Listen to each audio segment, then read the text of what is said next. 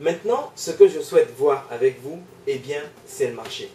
Concrètement, en ce qui concerne le marché, ce que vous devez faire, c'est identifier un secteur dans lequel vous allez pouvoir vous lancer. Ici, deux questions essentielles doivent être posées. La première question, c'est sur chacune des zones dans lesquelles je peux m'implanter, eh bien, quels sont les secteurs qui me semblent les plus surreprésentés. D'autre part, quels sont les secteurs qui me paraissent sous-représentés.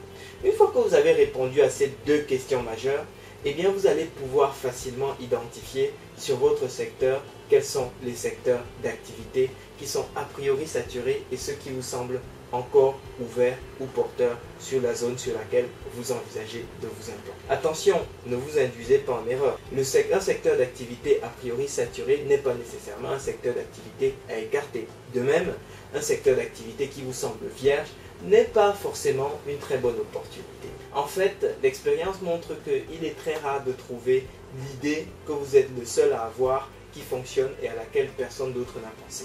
Donc, lorsqu'il y a des personnes qui opèrent déjà sur un secteur d'activité, quelquefois c'est un indicateur que c'est un secteur qui fonctionne et qu'il faut l'examiner de plus près. Eh bien, une analyse plus fine est donc nécessaire à chaque fois pour pouvoir prendre une décision éclairée.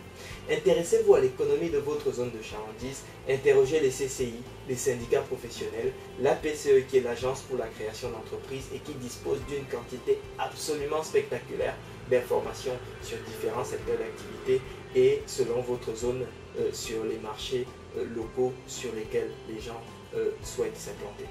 Eh bien, ce sont des sources d'informations fiables.